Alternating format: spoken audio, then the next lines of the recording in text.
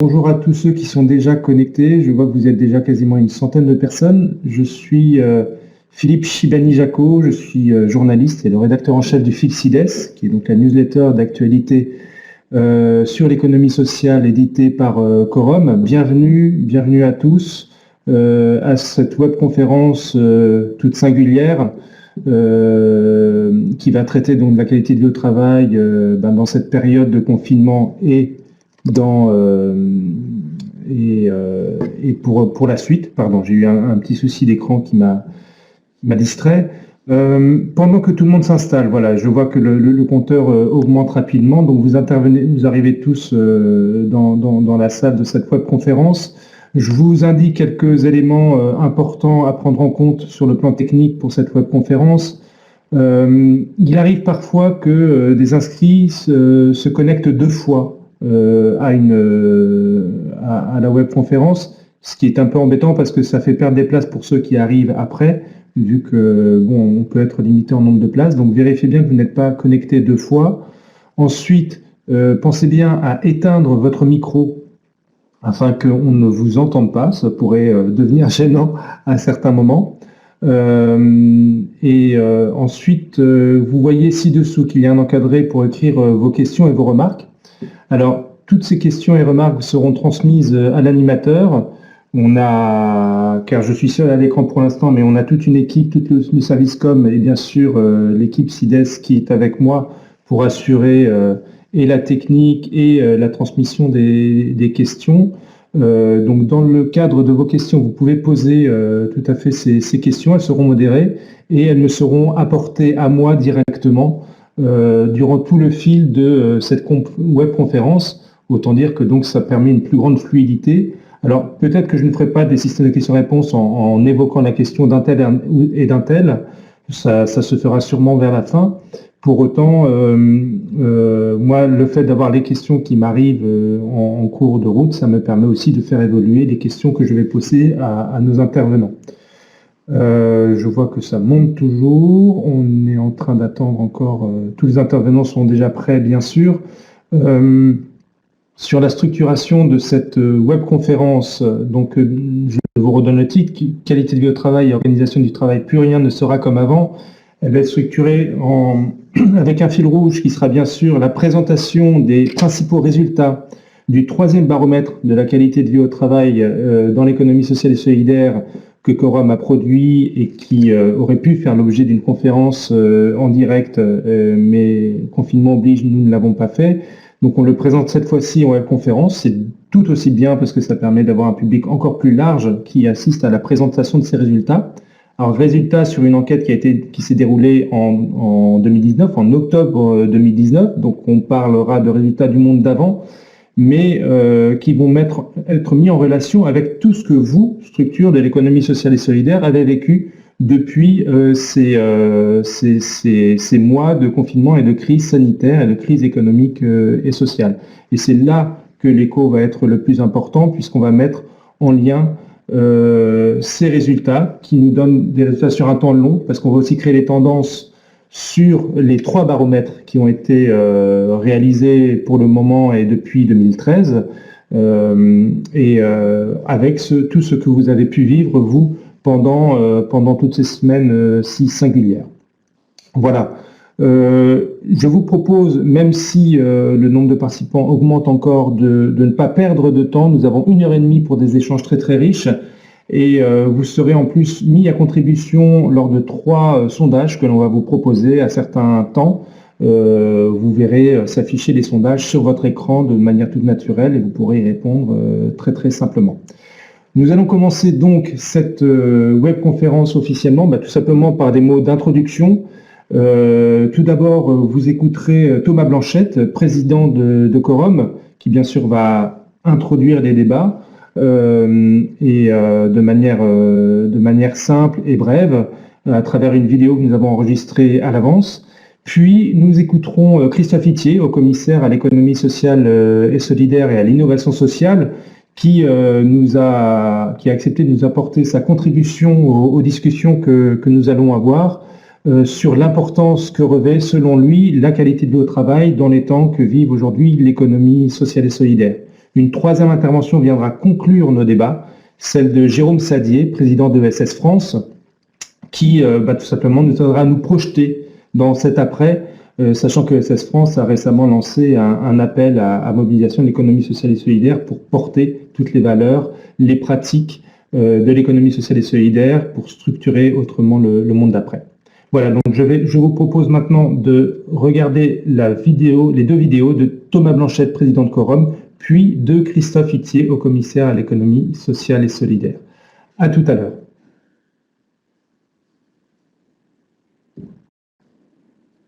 Bonjour à toutes et tous. Merci d'avoir répondu aussi nombreux à cette invitation. Merci aux équipes de Quorum qui, depuis 2 mois maintenant, vous permettent de travailler. Merci tout particulier aux équipes du marketing et de la communication qui ont rendu ce temps d'échange, ce temps de partage ce matin possible. Cette troisième restitution du baromètre Quorum qualité de vie au travail se déroule dans des conditions très particulières. Qu'aucune n'aurait imaginé il y a de ça quelques semaines, et encore moins en 2013, lorsque Quorum a pris l'initiative de mettre en place ce baromètre. À ce moment de mon propos, j'ai une pensée toute particulière pour les hommes, les femmes, engagés depuis les premières minutes de cette crise auprès de nos aînés, les personnes vulnérables. Je pense bien sûr aux personnes, aux collaborateurs des structures de service à la personne. Nous vivons un moment très particulier. Au-delà des impacts immédiats sur notre activité, sur nos activités, il nous faudra, dans les jours qui viennent, les semaines qui viennent, imaginer, construire ensemble les jours d'après. Nouvelle organisation, télétravail, tiers-lieu, présentiel, autant de formes d'activités à redéfinir ensemble. Et au-delà de l'organisation de notre travail, c'est l'ensemble de notre activité, de nos usages, de nos productions qu'il faudra revisiter. Jérôme Sadier, président de ESS France, Monsieur le haut-commissaire à l'économie sociale et solidaire, Monsieur Christophe Itier, reviendront très certainement sur ces dimensions. Chers amis, chers collègues, je vous souhaite une matinée de travail studieuse et productive. Je vous dis à très bientôt et prenez soin de vous.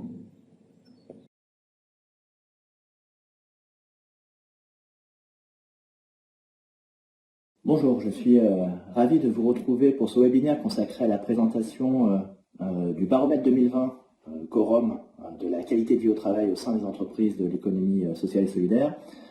Un baromètre annuel qui est encore une fois très riche en données, en retour sur cette qualité de vie au travail au sein de ces entreprises et qui relève 2 idées forces à mon sens. La première, c'est que comme toujours, la qualité de vie au travail dans les entreprises de l'économie sociale et solidaire se repose beaucoup sur la question du sens, dans lequel les salariés de cette économie se retrouvent pour servir ces entreprises de l'économie sociale et solidaire, de l'intérêt général, de l'utilité sociale.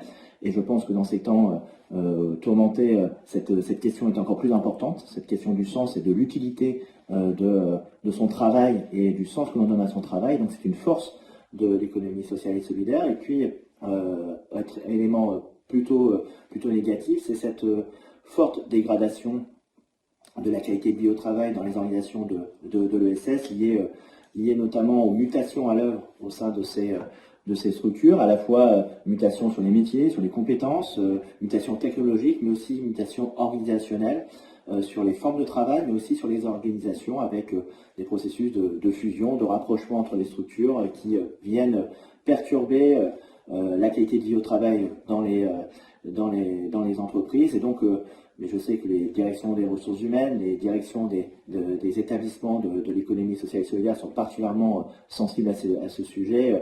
Nous devons nous mobiliser collectivement pour limiter les risques inhérents à ces incertitudes de transformation de l'environnement et des organisations de l'ESS. Donc c'est un point de vigilance qui, à mon sens, est à relever dans ce baromètre 2020. Et puis comment ne pas évoquer évidemment la crise que nous traversons actuellement, qui vient percuter les organisations de travail, qui vient percuter les modes, les relations professionnelles, et donc vient impacter directement la qualité de vie au travail, que ce soit pour ceux des salariés qui sont en première ligne, dans l'accompagnement des malades ou des personnes en fragilité. Et là, il y a évidemment aujourd'hui, au bout de 2 mois de crise extrêmement intense, des risques psychosociaux importants, des risques de burn-out, d'usure, et donc il faut absolument que nous soyons vigilants sur ce point.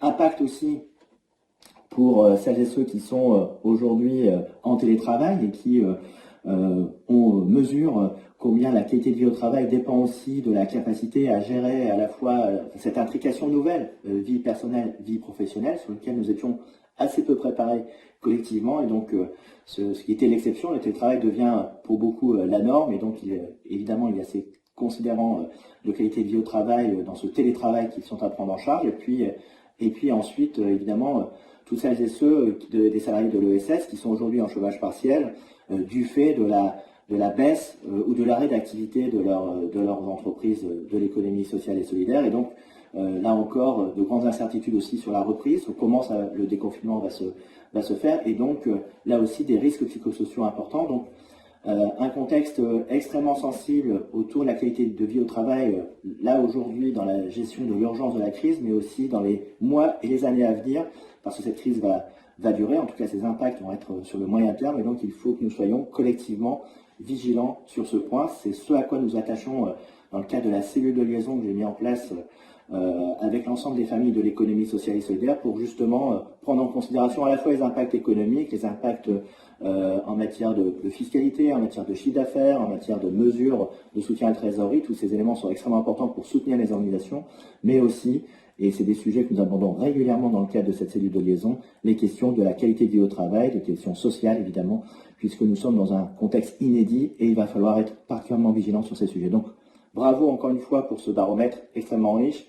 Je pense que nous allons mettre cette qualité de vie au travail au cœur de ce plan de relance pour l'ESS, parce que, évidemment, pour être à la hauteur des défis qui sont les nôtres, à la fois de relancer l'économie sociale et solidaire suite à cette période de confinement, mais aussi d'en révéler son pouvoir de transformation, eh bien, il nous faut des collaborateurs, des salariés, des dirigeants qui soient pleinement heureux de leur investissement, qu'ils soient pleinement épanouis dans leur investissement au service de l'intérêt général.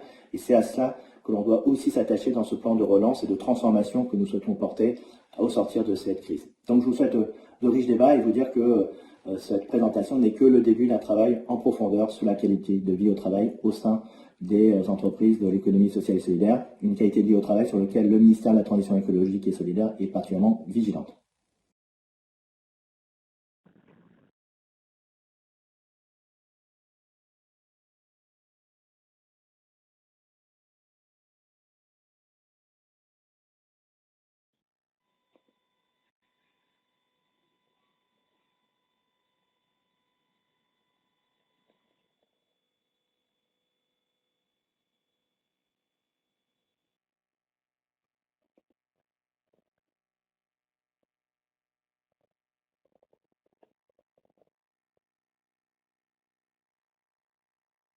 Philippe, ton micro.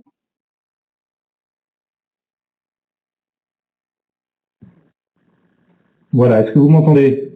Parfait. Voilà, pardonnez-moi, je pensais avoir activé ce micro. Je disais donc tout simplement que je saluais, je remerciais au nom de Quorum Christophe Itier pour cette intervention qui marque tout l'intérêt qu'il a à cette question de travailler la qualité de vie au travail comme un élément essentiel de cette nouvelle phase qui s'ouvre à nous désormais. C'est vrai que nous sommes réunis là pour découvrir les résultats du 3e baromètre de la qualité de vie au travail dans l'économie sociale et solidaire que Quorum sort aujourd'hui. C'est la 3e édition depuis 2013, donc on va pouvoir voir des tendances se dessiner aussi. Mais nous faisons un moment très singulier puisque nous sortons tout juste de 2 mois de confinement total. Nous sommes en train de vivre les premiers jours, les premiers instants du déconfinement. Cela a à peine débuté. Et on peut se poser la question de est-ce que c'est un luxe finalement de parler de qualité de vie au travail dans ce contexte. Autrement dit, nous vivons une crise sanitaire qui a des conséquences économiques, sociales très importantes sur l'ensemble de l'économie française, particulièrement sur nos structures de l'économie sociale et solidaire, on va en parler largement, sur l'emploi aussi. Tout ça nous impose de nous consacrer, de nous concentrer sur l'essentiel. Et donc, je vais poser la question et aux participants de cette conférence et aux intervenants. Est-ce que la qualité de travail fait partie de l'essentiel justement dans cette période actuelle? Alors avant de laisser nos intervenants répondre, je vous propose un sondage auquel vous allez pouvoir tous répondre. Le sondage est en train d'apparaître. Voilà, nous avons la question est la suivante. Donc la qualité de travail fait-elle partie de l'essentiel pour nos entreprises dans cette période de crise? Vous avez la possibilité de répondre. Je vois que c'est déjà parti. Vous pouvez répondre tout à fait d'accord, plutôt pas d'accord ou pas d'accord du tout, ou alors sans réponse. Et nous regarderons, nous pourrons jeter un œil sur les résultats du sondage dans quelques minutes. Je repose donc la question à nos intervenants et peut-être on va commencer par Nicolas Chabroux. Vous êtes consultant pour Transfert, vous avez été très actif dans cette période de confinement puisque vous avez accompagné toute une série de structures, d'entreprises de l'économie sociale et solidaire, notamment dans le secteur du sanitaire, dans une forme de management de crise. En quoi est-ce que la qualité de vie au travail est essentielle dans cette période de crise? Alors, elle est très importante. Elle a été prise en compte aussi par beaucoup d'acteurs, d'établissements et de structures. Bon, si les établissements et les structures étaient déjà sensibilisés à cette notion de qualité de vie au travail, elle a été aussi prise en compte dans la réorganisation pendant la crise, même si ça a été difficile parce que le confinement a été quelque chose d'assez brut et rapide à mettre en œuvre. Donc voilà, donc cette préoccupation a pu être pris en compte. Et puis avoir aussi la notion, si on en reparlera un peu plus tard, mais dans cette projection de déconfinement et de sortie de crise, d'avoir conscience que ce qui va se passer par la suite en sortie de crise, on ne va pas spécialement retrouver un retour à la normale et d'avoir cette préoccupation et de ce que vous avez mis en titre de cette web conférence que plus rien ne sera comme avant, c'est d'avoir conscience aussi de ça, c'est-à-dire que on avait un fonctionnement avant la crise, il y a eu la crise et le confinement, donc c'est comment aussi on peut réinventer, se réorganiser en situation post-crise en évitant de vouloir absolument tout de suite retrouver un retour à la normale. Alors on peut vivre d'ores et déjà d'un point de vue individuel dans notre relation sociale et dans notre pays, mais c'est valable aussi sur le champ professionnel et avec cette préoccupation de qualité de vie au travail qu'il faut perdurer. C'est comment aussi on a cette préoccupation dans peut-être une nouvelle façon de travailler, une nouvelle façon de s'organiser, et on en parlera aussi un peu plus tard, de faire un retour d'expérience de ce qui s'est passé pendant la crise, que les établissements, les associations, les structures aient été en arrêt d'activité ou en continuité de service, peut-être voilà, de réinventer le monde de demain aussi professionnel par rapport à tout ce qui a été mis en œuvre pendant cette situation exceptionnelle. Voilà ce que je pourrais vous dire. Merci beaucoup. Dominique Villa, vous dirigez une association d'aide à domicile, EDEN, donc dans le département de l'Aisne. Et la particularité de votre structure, c'est d'être lancée dans un plan de transformation de l'organisation du travail depuis quelques années, qui a une transformation qui est en cours, dont l'un des piliers est justement de travailler sur l'autonomie des équipes. Pour vous, en quoi cette qualité de vie au travail, cette organisation du travail est un élément essentiel pour reprendre la main sur le destin économique de nos structures et sur le travail des salariés? C'est essentiel. Alors déjà, je voulais finalement répondre aussi à la question, si je suis pas sondé, mais si je devais répondre à la question QVT, ça serait tout à fait d'accord. J'imaginais un petit peu des écarts entre tout à fait d'accord et pas du tout d'accord, en me disant que pas du tout d'accord, c'était sûrement les sables mouvants, et tout à fait d'accord, sûrement le béton, c'est-à-dire quelque chose de solide sur lequel on peut s'appuyer. C'est vrai que le principe des équipes autonomes, mais aussi d'une structure autonome, c'est-à-dire d'une structure que nous on appelle délibérée, c'est de permettre justement ce socle-là. Dans ce socle, on y trouve un certain nombre de points forts, surtout dans des périodes de crise. C'est par exemple le fait que le management ne soit pas descendant, et donc que le partage des pouvoirs est un élément essentiel pour que chacun puisse prendre une initiative tant qu'elle est prise. C'est ce qu'on appelle la prise de risque, tant qu'elle est au bonheur de la structure, des bénéficiaires ou des collaborateurs, sont des éléments sur lesquels on fonde finalement la transformation de EDEN. Merci à vous pour cette première réponse et bien sûr on va développer tout ça par après. Magali Ollier, Vous faites partie de l'équipe de CIDES au sein de Quorum, donc, qui est le producteur de ce baromètre de la qualité de vie au travail. Je vais saluer d'ailleurs tout de suite Marine Boyer, qui est la grande chef d'orchestre de ce baromètre. Vous, dans ce que vous avez pu observer, cette question de la qualité de vie au travail, c'est bien sûr votre quotidien. En quoi, tout particulièrement aujourd'hui, il faut s'en préoccuper? Magali? Ah, on n'entend pas Magali.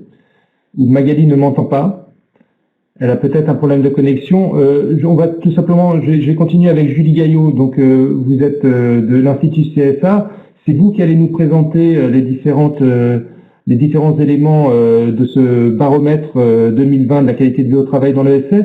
Mais tout simplement, à vous aussi, en quoi la qualité de vie au travail peut être intéressant. Et je crois que vous allez apporter un éclairage que l'Institut CSA a pu produire sur les préoccupations justement des Français quant au destin économique des mois à venir. Oui, en effet. Merci Philippe et bonjour à tous. Ravi de participer à cette webconférence. C'est vrai qu'en ce moment, on voit que les Français vivent une période qui est extrêmement particulière. Parce que d'après les données en fait qu'on a de notre côté, on voit que les Français aujourd'hui ont peur. Et ils ont peur comme cela n'était pas arrivé depuis la Seconde Guerre mondiale. C'est vraiment un sentiment de peur qui est intense, répandu dans toute la population française, une peur pour sa santé, une peur sanitaire, une peur économique et une peur pour ses proches. Et ce qu'on voit aussi dans les données qu'on a à disposition, aujourd'hui, 86% des actifs nous disent être inquiets pour l'avenir économique de leur pays. Donc il y a un sentiment d'inquiétude qui est fortement répandu. Ils nous disent un actif sur 2 a peur pour son propre avenir professionnel. 4 actifs sur 10 nous disent avoir peur pour l'avenir de leur entreprise. Et ce sont des inquiétudes prégnantes, intenses et de court terme. C'est-à-dire c'est pas une inquiétude pour dans 5 ans, dans 10 ans, non. C'est une inquiétude à 6 mois. Donc il faut bien voir aujourd'hui, quand on parle de la société française, ce contexte qui est extrêmement particulier et empreint d'un sentiment de peur économique pour son avenir, pour celui de ses enfants, de peur pour sa santé. Et on voit d'ailleurs les préoccupations en matière de santé exploser aujourd'hui à tout le reste. Voilà pour ces quelques données de sondage. Je ne sais pas si vous m'entendez. Très bien, merci. Je t'ai à peine entendu, je ne sais pas. Magali, on t'entend. Ça y est, on t'entend très bien. Oui, Philippe, je n'ai pas entendu. Je ne sais pas si on m'entend. On t'entend encore assez mal. Je te propose, Marine, qu'on règle le problème technique et on revient vers toi après. Et je pense que le plus simple, c'est que tu te déconnectes pour te reconnecter. On va passer tout simplement au résultat du sondage. Donc, je vois que beaucoup de monde a voté et on va regarder ce que donne ce sondage. Et je dois l'afficher si je me souviens bien. Et oui, c'est ma première webconférence. J'ai l'habitude de faire des conférences, mais pas sur le web. Et je vais diffuser les résultats de ce sondage que vous devez voir apparaître maintenant. En tout cas, moi, je vois apparaître le sondage. Alors, heureusement, on est tous d'accord, heureusement, puisqu'on est tous là à participer à cette conférence. Donc, bien sûr, je ne m'attendais pas à un résultat tellement différent que celui-là. Mais on a surtout, alors, j'ai pas terminé le sondage, en fait. Alors, on va y aller. Je vais cliquer sur terminer le sondage. Ce sondage est fermé au vote. Voilà. Et je souhaitais les afficher. Alors, faites-moi un signe, les intervenants, si vous voyez l'affichage des résultats. Est-ce que vous les voyez?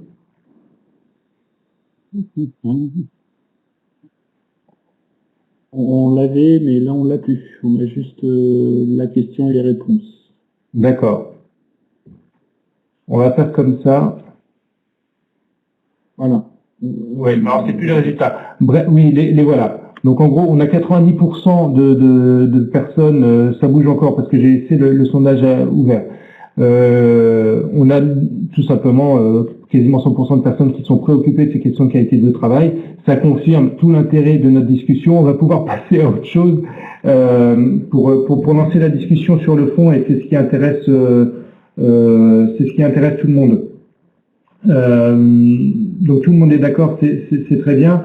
On va tout simplement introduire le débat avec les éléments peut-être globaux qui ressortent du baromètre de la qualité de vie au travail dans l'ESS 2020 édité par Quorum. Et je vais passer la parole et la main à Julie Gaillot, donc de l'Institut CSA, qui va nous présenter les grandes tendances. Donc je rappelle que ce baromètre a été réalisé avant la crise sanitaire et à partir de ces chiffres-là, on va pouvoir se projeter sur l'avenir. Julie Gaillot, je vous laisse la main. Très bien. Alors. Voilà, bon, merci beaucoup Philippe. En effet, vous le voyez, les dates de terrain de cette grande enquête ont eu lieu en fait entre le 14 octobre 2019 et le 12 novembre 2019. Donc c'était il y a quelques mois, avant la grande crise que l'on connaît aujourd'hui. Pour autant, je ne pense pas du tout que ça invalide les tendances de fond que l'on observe dans ce baromètre depuis déjà quelques éditions, donc je vous rappelle 2014, 2017, puis 2019, parce que on voit vraiment des grandes tendances se dessiner au fil des années. Un petit mot sur la méthodologie, puisque vous le voyez à l'écran, nous avons recueilli 5467 réponses à cette consultation, soit un taux de participation à l'enquête d'environ 12% et une hausse de 4 points par rapport aux éditions précédentes, ce qui veut dire que ce baromètre rencontre un certain succès auprès des personnes à qui il est proposé. Donc, ce qui est un bon signe en soi d'investissement, si vous voulez, c'est toujours un indicateur important parce que ça nous dit l'intérêt des personnes pour ce secteur et l'envie de faire entendre sa voix. Et puis, sur un plan statistique, c'est une très heureuse nouvelle, puisque 5500 réponses, c'est vraiment un échantillon qui est très solide et qui nous permet de tirer des conclusions extrêmement fiables à partir des données qu'on a observées. Bon, je rentre pas dans le détail, si ce n'est pour dire, vous voyez, dans ces 5467, on a 4815 salariés et 652 dirigeants. On a beaucoup plus de femmes que d'hommes, essentiellement des personnes en CDI et plus de non-cadres que de cadres, ce qui correspond un peu globalement à la tendance, à la structure en fait du secteur. Je passe un peu dans le vif des résultats, si vous me le permettez, avec une première tendance sur la note la note de qualité de vie au travail qui est attribuée par les salariés et les dirigeants du secteur de l'ESS. Chez les salariés, on atteint une note de 6,2 sur 10, quand on leur demande de noter leur qualité de vie au travail, c'est ce qu'on obtient. Et chez les dirigeants, une note de 7 sur 10. Donc, vous voyez le sentiment en fait de bénéficier d'une bonne QVT chez les salariés, malgré tout, il est assez mitigé, même s'il augmente de 0,1 point par rapport à la précédente mesure. Donc ça, c'est un premier grand enseignement à retenir de ce sondage. Chez les dirigeants, c'est nettement meilleur. Il est à 7 sur 10, ce qui commence à constituer une note satisfaisante. Quand on est au-delà de 7, c'est pas mal. Et au-delà de 8, en matière de sondage, c'est vraiment bien. Cela étant, chez les dirigeants, vous le voyez, c'est la partie bleue sur votre écran. On voit que ça diminue chaque année, enfin chaque session. Voilà, on avait démarré à 7,4 en 2014, 7,2 en 2017 et on est à 7 aujourd'hui. Donc là aussi, on est sur un trend qui n'est pas vraiment favorable. Pourtant, cette note de qualité de vie au travail n'est probablement pas à relier à la satisfaction que les salariés ou les dirigeants éprouvent à l'égard de leur travail actuel, puisque 74% des salariés nous disent être satisfaits de leur travail actuel, une hausse de 3 points par rapport à l'édition précédente, et 86% des dirigeants, là ça baisse un peu de l'ordre de 3 points. Donc on voit que la note de QVT, elle est, si vous me permettez, pas terrible, et pourtant, je suis très satisfait aujourd'hui du travail que j'ai. Donc c'est un peu en décalage, il faut savoir que la note de QVT, elle englobe beaucoup de dimensions, que ce soit le stress, la pression, l'équilibre vie pro-vie perso, le sentiment d'information et la confiance à l'égard de son avenir ou de ses dirigeants. Je passe à la slide suivante, si vous permettez. Et là, vous voyez sur cette slide où on a demandé en fait aux salariés ou aux dirigeants s'ils recommanderaient la structure dans laquelle ils travaillent aujourd'hui. Bon, même chose chez les salariés, on a quand même des résultats qui sont assez mitigés, puisque 64% seulement, entre guillemets, mais ça fait quand même à peine 2/3, nous disent recommander leur structure comme un endroit où il fait bon travailler. 89% chez les dirigeants. Donc là, ils sont pas du tout d'accord. Bon, c'est normal qu'en tant que dirigeant, en fait, il y a souvent aussi un effet de posture qui nous dit que oui, l'entité que je dirige, bon, forcément, voilà, je la considère comme un endroit où il fait bon vivre. Et ensuite, on voit aussi que chez les salariés, le niveau de confiance à l'égard de leur avenir est assez faible. Enfin, ça fait à peine un salarié sur 2 qui a confiance en son avenir au sein de sa structure.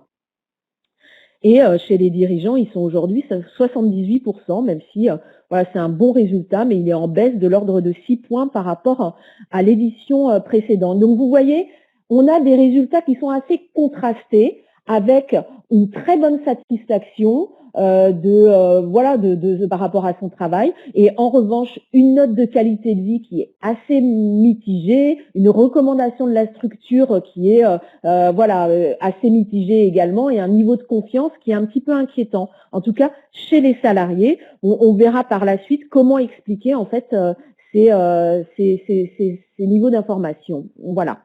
Et voici pour ma première intervention.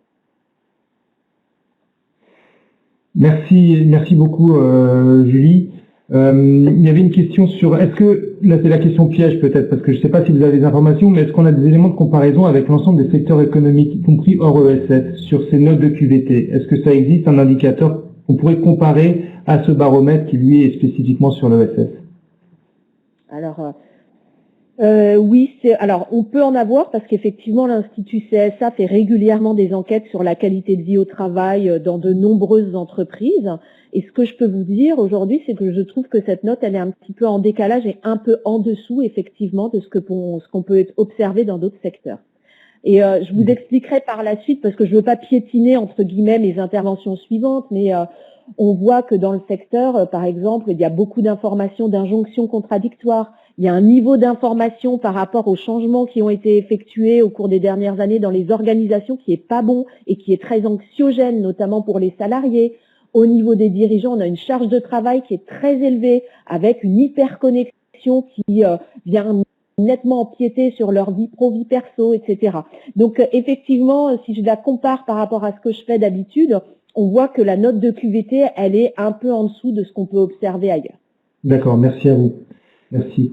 Donc on voit que notre entrée dans cette crise sanitaire s'est faite dans un contexte de relative défiance dans l'avenir, en particulier de la part des dirigeants. Il y a cette note qui baisse, et ce malgré un attachement, vous l'avez dit, qui reste fort à son métier et à sa mission. Nicolas Chabroux, là on va parler finalement de ce qui s'est passé pendant cette crise, on va parler de ce qu'ont vécu les structures, et vous en avez accompagné un certain nombre.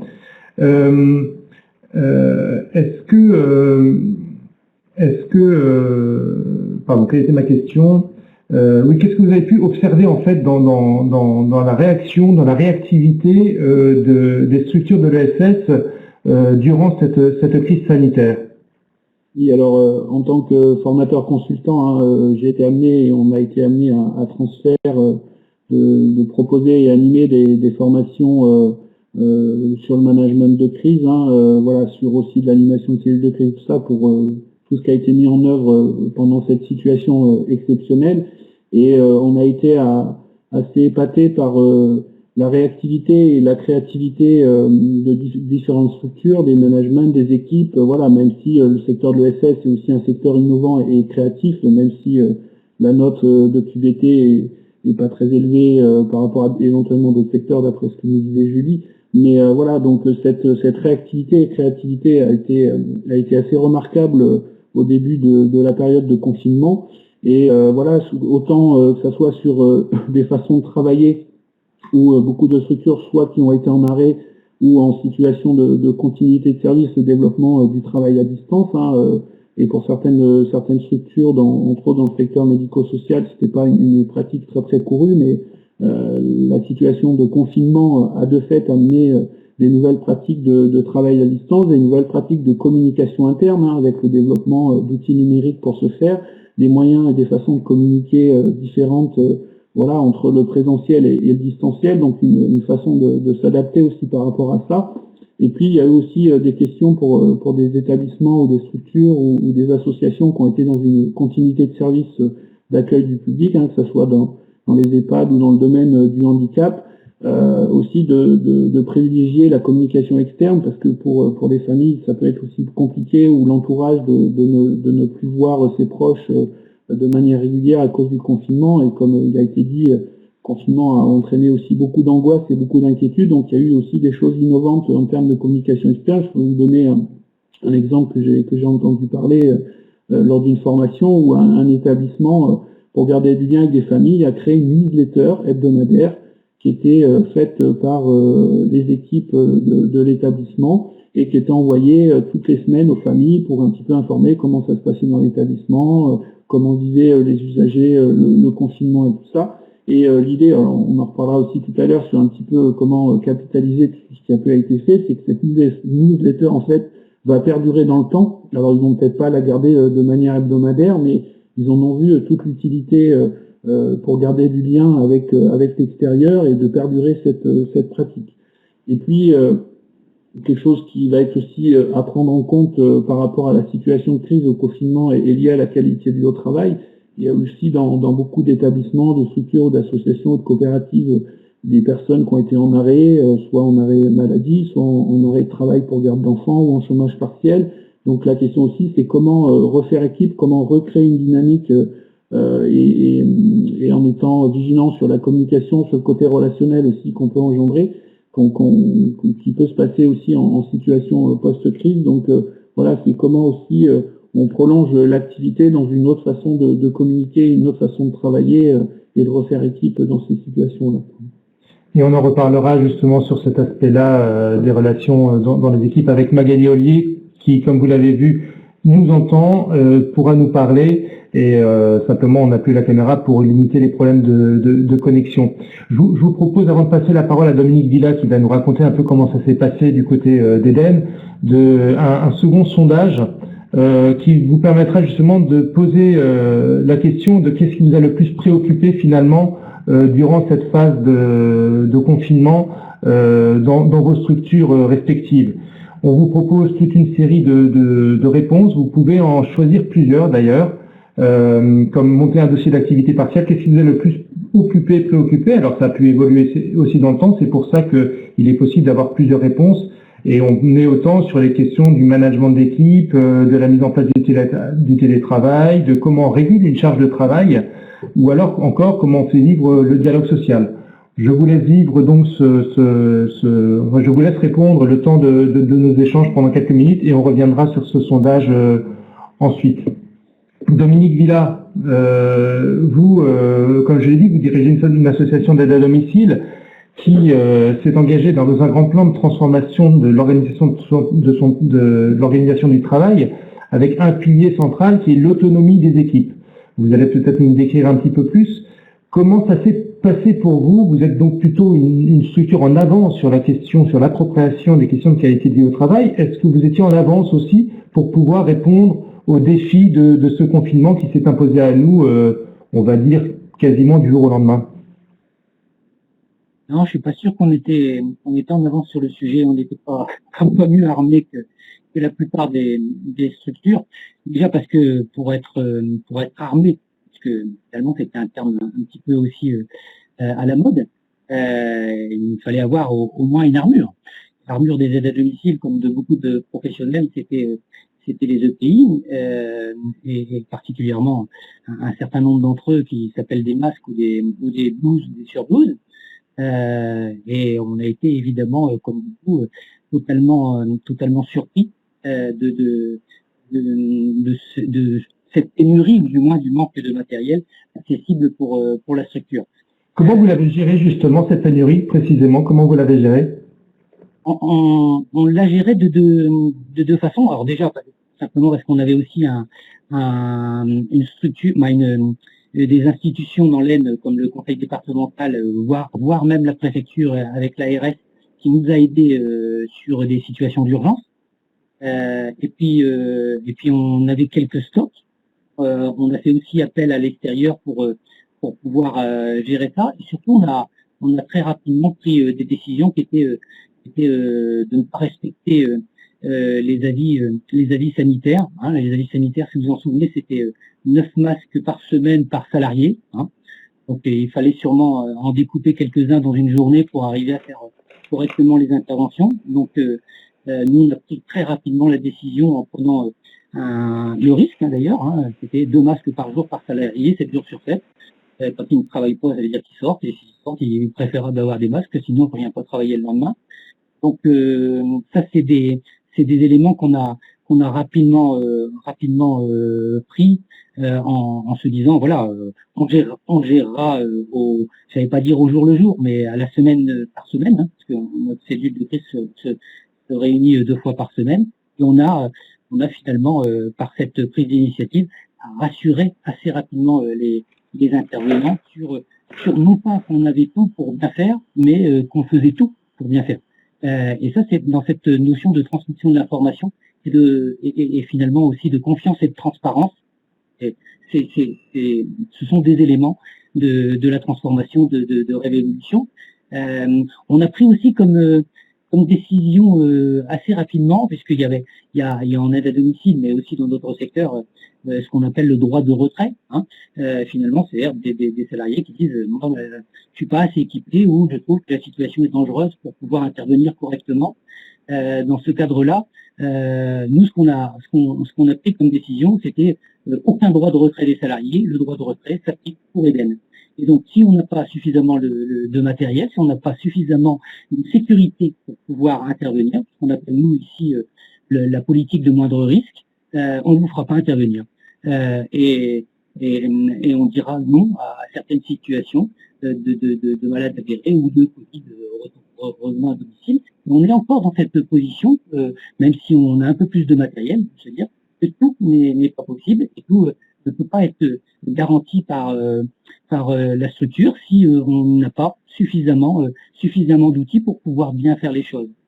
Mais de fait, vous avez eu à refuser des interventions, à dire non, là on peut pas, ou bien est-ce que cette disposition de dire on fait avec les besoins, en mobilisant les besoins nécessaires, ça a fonctionné. Ça finalement, la pénurie, vous avez réussi à la gérer pour y avoir le matériel nécessaire.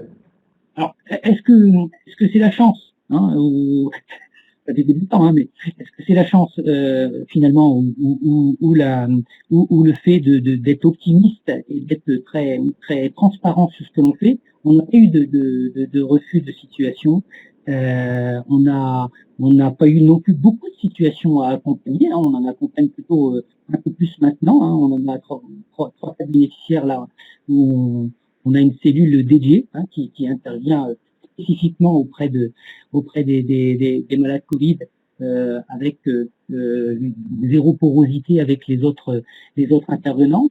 C'est vrai que dans cette réflexion-là, ce qui était important pour nous, c'était de la jouer pour prendre un terme sportif, mais de la jouer collectif, hein, c'est-à-dire d'être dans une situation où l'information, la communication, le partage des peurs, des angoisses était réalisé à l'échelle de la structure et non pas à l'échelle de la direction, voire même à l'échelle de la cellule Covid dédiée et qui aurait pris des décisions finalement qui auraient pu être à l'emporte-pièce. D'accord, merci beaucoup pour ces explications. Alors je crois qu'on a encore des soucis pour joindre Magali Ollier malheureusement. Je vous propose, on va terminer le sondage et là je vais faire appel à Thomas que vous ne voyez pas mais qui est la cheville ouvrière, la clé de voûte de l'organisation du webinaire. Peut-être, je n'ai pas réussi à l'afficher précédemment. Est-ce que toi tu pourrais afficher les résultats de manière correcte? Parce que là je pense que c'est pas affiché correctement. À moins que vous me disiez que si vous les voyez. Moi, en tant qu'intervenant, je le vois. Je vois le résultat. D'accord. Parce que normalement, il faut que j'ouvre. Non, c'est bon. Je pense que les résultats sont effectivement diffusés. Donc, ce que l'on voit, parce que alors je suis en train de regarder, Le management d'équipe en situation de crise est bien monté. La gestion de l'anxiété des salariés et des personnes accompagnées est très important aussi. Voilà, on me confirme que vous voyez bien les résultats des sondages et donc c'est tant mieux. Je suis en train de moi-même les regarder et on voit que quand même ce qui arrive en premier lieu, c'est la préoccupation d'organiser le travail et l'activité. Donc j'imagine dans une notion de continuité d'activité. Ça, c'est une réponse qui arrive avec près de 60% des personnes qui ont voté. Alors, on me demande combien de personnes ont voté. J'avoue que je ne peux pas avoir je n'ai pas de visibilité sur le nombre de votants. Je peux tout simplement vous dire qu'on est globalement 450 participants à ce webinaire, en tout cas à l'heure où je vous parle. Et que voilà, on peut imaginer que beaucoup de monde parmi vous ont voté. Voilà. Il y a un élément intéressant qui ressort, notamment sur les questions d'anxiété des salariés. Et là, en l'absence de Magali Ollier, Nicolas Chabroux, je vais vous poser la question. Il y a des situations très diverses en fait dans les salariés durant ce confinement. On a en gros la moitié des structures de l'économie sociale et solidaire qui ont stoppé leur activité, et donc il y a une gestion des salariés qui est particulière. Et dans celles qui ont continué, qui ont assuré une continuité de leur activité, il y a ceux qui étaient en arrêt de travail, ceux qui étaient sur le terrain, ceux qui étaient en télétravail distant. On a même des situations, par exemple, c'est ce que Magali Ollier aurait pu vous dire, parce que Quorum a réalisé un questionnaire auprès d'environ 4500 de ses adhérents, qui a valu une centaine de réponses qu'on a pu traiter pour voir ce qui avait fonctionné, ce qui ne fonctionnait pas, quelles étaient les attentes des structures. Et notamment, on voit par... Oui, j'entends Magali. Oui, est-ce que tu m'entends? Absolument. Oui, alors je ne sais pas si je peux reprendre un peu la main sur le sujet. Je ne sais pas si on va m'entendre longtemps ou pas. Je suis désolée, visiblement. On fait un essai, et puis si ça coince, on fera autrement. Donc, je te laisse la parole justement sur ce questionnaire effectivement que tu as conduit en fin de confinement.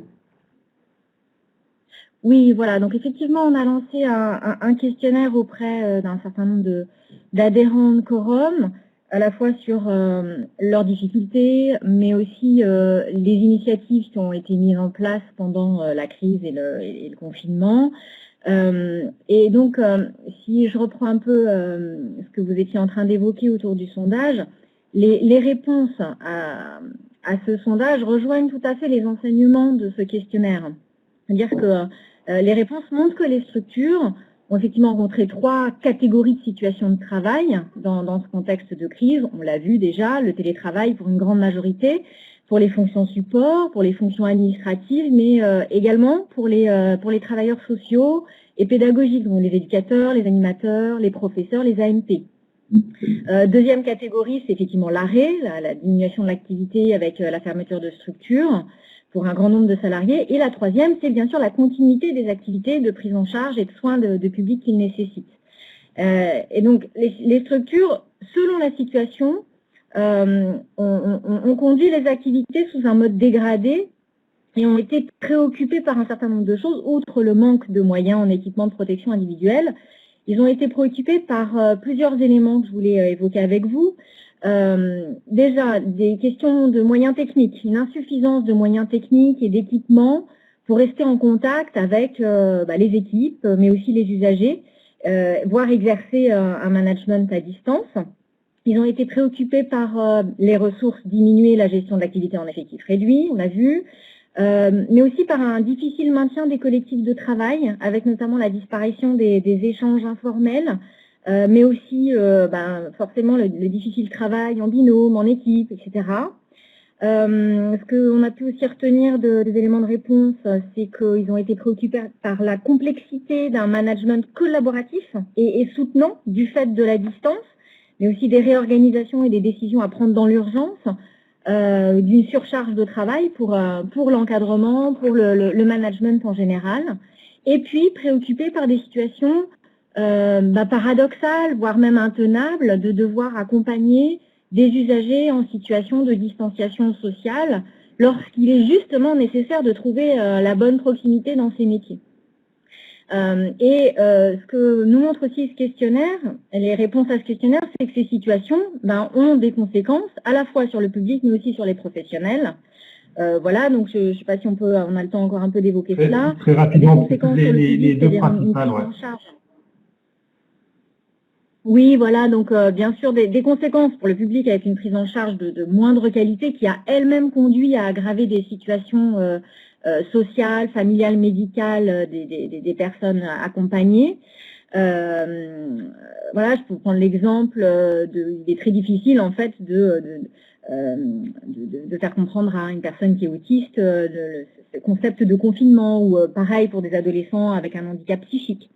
Et puis, ce que j'évoquais, les conséquences pour les professionnels sur leur santé physique, psychique, sociale, et je vais juste voilà, parler notamment de tensions qui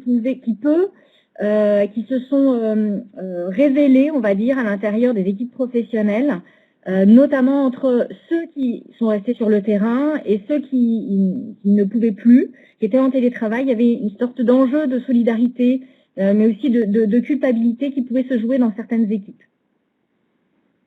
Merci Magali. Nicolas Chabroux, je vous laisse répondre rapidement sur ce qui a été dit et peut-être pour nous évoquer quelles pourraient être les leçons à retenir. Ou pas. Voilà un peu les premiers éléments identifiés dans ce questionnaire autour des difficultés et ce à quoi les structures de l'ESS ont été confrontées et les conséquences que ça a pu avoir à la fois sur cette équipe.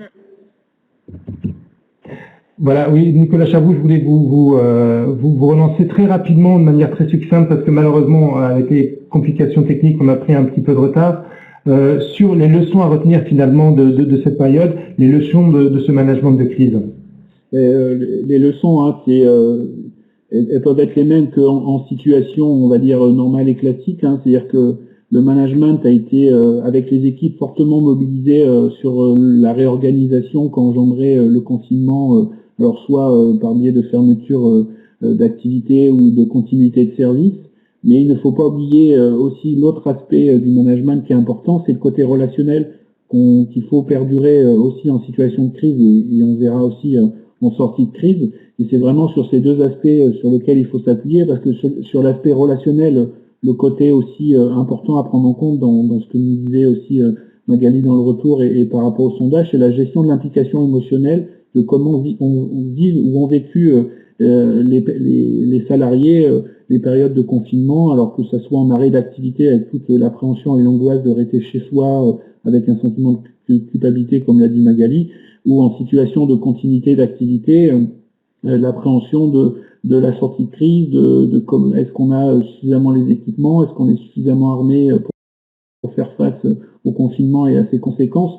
Donc voilà, le management de crise sur les deux pieds organisationnels et relationnels, et que les managers ont souvent été parfois aussi des pilotes assez performants pour sécuriser aussi les équipes, ce qui a demandé aussi beaucoup d'énergie et beaucoup de fatigue aussi de la part des équipes et des managers dans ces situations-là. Mais parfois, il a fallu sécuriser et répondre à certaines paniques que pouvaient avoir aussi certains salariés dans ces genres de situations. Et pour diminuer cette panique, d'être assez directif parfois pour remettre les personnes en situation de travail dans un mode particulier de conditions de travail. Voilà ce que je pouvais préciser en plus.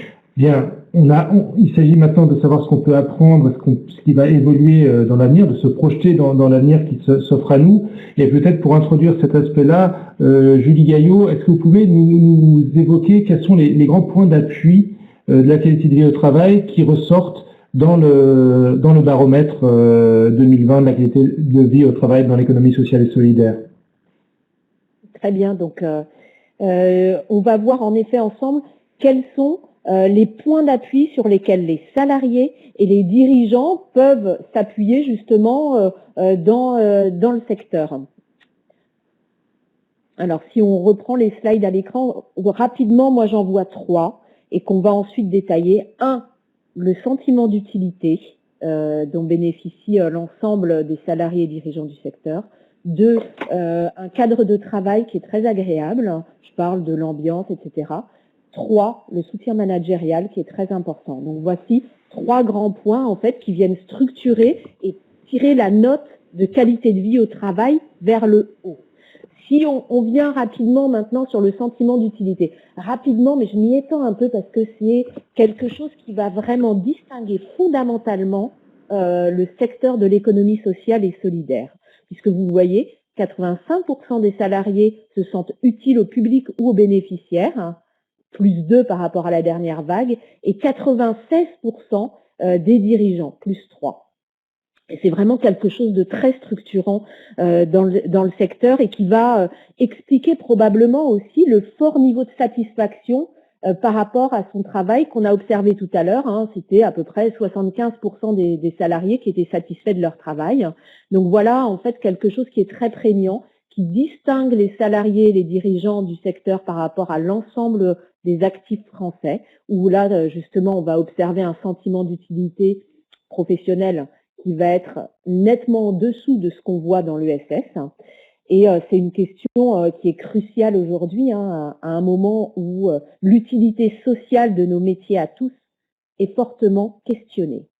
Regardons maintenant, si vous le voulez, la slide suivante, où on voit toujours un des points d'appui par rapport voilà, dans le secteur des salariés notamment. Ils sont 75% à déclarer avoir de l'autonomie, ils peuvent prendre des décisions et des initiatives dans le sentiment d'avoir les mains libres, le sentiment d'avoir de l'oxygène, vous le voyez, pour 3 salariés sur 4. Et puis 80% des salariés nous disent que l'ambiance de travail est bonne. Donc ça, c'est le deuxième point que j'évoquais avec vous, où on voit ici qu'ils évoluent dans un cadre de travail qui est très agréable. Hein. On sent qu'ils n'ont pas, pardonnez-moi l'expression, mais la boule au ventre quand ils doivent se rendre sur leur lieu de travail ou en télétravail, en tout cas pour ce qu'il en est actuellement. Donc voilà un des deuxièmes leviers. Et voici le troisième, qui est cette fois-ci le soutien managérial dont ils bénéficient. 63% des salariés reçoent un soutien satisfaisant de la part de leur manager dans des situations difficiles. C'est une légère baisse de 1 point par rapport à la précédente édition, mais on reste à des niveaux qui sont toujours aujourd'hui très corrects. 74% des salariés nous disent que leur manager favorise le dialogue, le partage de l'information au sein de l'équipe, plus 2 par rapport à la dernière fois. Donc on voit là aussi qu'avec le management de proximité, en quelque sorte, ça se passe bien, il y a un bon niveau de dialogue, d'ouverture et d'échange. Et enfin, et c'est peut-être la plus importante cette fois-ci, 69% des salariés disent que leur manager favorise le développement de leurs compétences.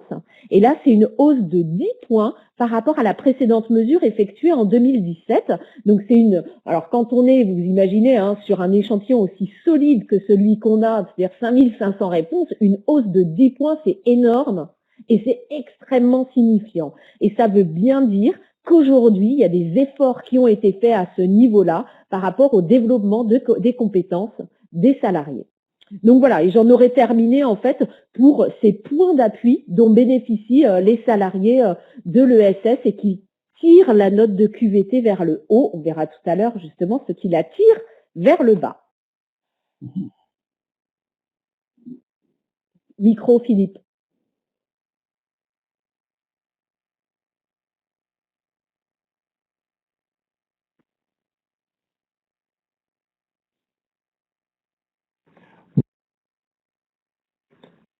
Julie, on peut continuer sur l'aspect de ce qui fait tirer vers le bas la note. Oui, avec plaisir. Vous m'entendez? Oui, je vous entends très bien, Philippe. Donc, voyons donc maintenant, comme ça permet d'enchaîner et de voir ce qui pèse sur la note de QVT et ce qui la tire cette fois-ci vers le bas. Déjà, un premier constat. Vous le voyez à l'écran, à chaque fois quand c'est violet, c'est les salariés, quand c'est bleu, c'est les dirigeants. Et là, 47% des salariés déclarent que leur QVT, donc leur qualité de vie au travail, s'est dégradée au cours des dernières années. Donc ça fait quand même près de 1 salarié sur 2 qui a le sentiment que les choses se dégradent. C'est énorme. Hein. Et puis, c'est une tendance de fond. Hein. Vous voyez, 2014, on était à 46%, 2017, on est à 49%, et aujourd'hui, on est à 47%. Donc ça évolue quand même assez peu et on reste sur des niveaux qui sont hauts. Chez les dirigeants, c'est un peu moins haut, mais c'est en nette augmentation. Ils sont aujourd'hui 37% à déclarer que leur QVT s'est dégradé, donc c'est beaucoup, hein, puisque vous voyez qu'ils avaient démarré à 32 en 2014, ils sont passés à 34 en 2017 et 37 aujourd'hui. Donc ça grimpe de manière continue chez les dirigeants, ce sentiment de dégradation. Comment l'explique-t-on? C'est ce qu'on voit en bas. Les salariés, ils nous disent que c'est les changements d'organisation au sein de leur structure, hein, voilà, qui pèsent et qui ont sur leur qualité de vie au travail. Et chez les dirigeants, ils vont nous parler plus spécifiquement de relations avec les pouvoirs publics et les financeurs, hein, pour 56% des citations, et également des moyens humains et financiers pour 53%. Et sur ces deux dimensions, chez les dirigeants, on voit que c'est en nette hausse par rapport à la précédente édition. Donc on sent des relations compliquées avec les pouvoirs publics et un manque de moyens humains et financiers. Et certainement que les deux sont un petit peu liés, qui va peser et dégrader la QVT chez les dirigeants, alors que chez les salariés, c'est plutôt les changements d'organisation. Donc voilà un premier constat sur la dégradation de la QVT. À quoi est-elle due? Mais on voit déjà dans un premier temps qu'il y a une charge de travail qui est excessive. Chez les salariés, ils sont 50%, soit un salarié sur deux, à nous dire qu'ils ont à effectuer une quantité de travail excessive. Donc voilà, c'est quand même un niveau qui est important et qui ne baisse pas au fur et à mesure des éditions de ce baromètre. Hein. Depuis 2014, c'est toujours à 50%. Donc ça veut dire que le sujet n'est pas traité puisque ça ne baisse pas. Chez les dirigeants, 54% partagent également cette opinion. Donc c'est beaucoup et c'est en hausse même depuis 2017 de l'ordre de 1 point. Et chez les dirigeants, ce qui va être peut-être lié, c'est que 77% d'entre eux nous disent être souvent régulièrement connectés en dehors de leur temps de travail. Donc ce qui veut dire que ça pèse fortement sur leur équilibre vie pro, vie perso. Et donc ça, ce sont des choses très importantes. Donc une charge de travail qui est pesante, donc qui vient baisser la note de QVT. Qu'y a-t-il encore? On voit qu'il y a des injonctions contradictoires qui sont extrêmement fréquentes. 38% des salariés déclarent recevoir des informations, des indications contradictoires. C'est une hausse de 6 points par rapport à la dernière fois. Donc ça veut dire qu'ils sont perdus parce qu'ils reçoivent des informations qui vont pas ensemble. Donc ça, on sait que voilà, c'est peut être anxiogène pour les salariés. Et c'est partagé également par 22% des dirigeants, soit une hausse de 7 points par rapport à l'année dernière, donc à la dernière édition. Donc là, on voit voilà, quelque chose d'anxiogène, des informations contradictoires et des salariés et des dirigeants qui ne savent pas comment se positionner. Donc il y a certainement quelque chose à clarifier là au niveau de la communication. Très bien, merci beaucoup. Et enfin, oui, pardon. J'ai peut-être une dernière indication parce que c'est un des éléments, un des signaux qui est peut-être le plus inquiétant pour moi du baromètre. C'est la peur d'être agressé et le sentiment d'être maltraitant. Et on voit qu'ils sont en hausse, ces indicateurs, depuis la dernière vague. 29% des salariés ont peur d'être maltraitants avec les bénéficiaires ou le public. 27% des salariés ont peur d'être agressés physiquement et on voit que c'est la même chose chez les dirigeants, ça augmente depuis la dernière fois. Donc c'est quelque chose de lié, la peur d'être maltraitant et la peur d'être agressé. Et ça augmente depuis les précédentes éditions. Et ça, c'est quelque chose qu'on retrouve aussi dans l'ensemble de nos enquêtes, chez les publics qui vont être en relation directe avec des usagers. Je parle par exemple, voilà, c'est quelque chose qu'on a vu chez les chauffeurs de bus, c'est quelque chose que l'on voit chez les enseignants, cette peur d'être agressé, parce qu'aujourd'hui, on a vraiment une tendance de fond qui font que les usagers et c'est regrettable, se comportent parfois comme des consommateurs de services.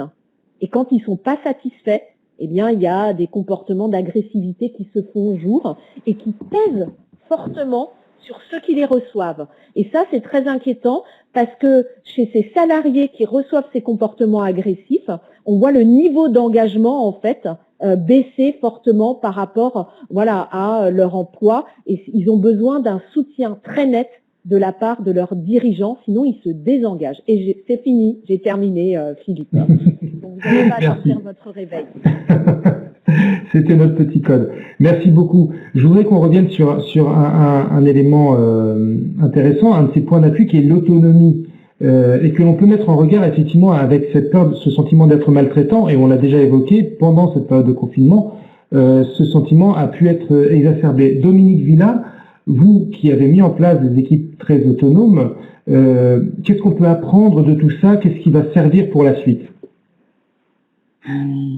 Justement, que la force de l'autonomie est probablement un des socles qui permet de répondre à des problématiques soit d'angoisse individuelle, soit de comportement justement où on se pose la question de si je vais pas travailler, que vont dire les autres collègues, et finalement de se retrouver dans une posture indélicate, tout simplement parce qu'on peut avoir des ennuis de santé, ou on peut avoir des enfants, ou on peut avoir un sentiment d'angoisse qui nous empêche finalement d'être à la hauteur de l'événement.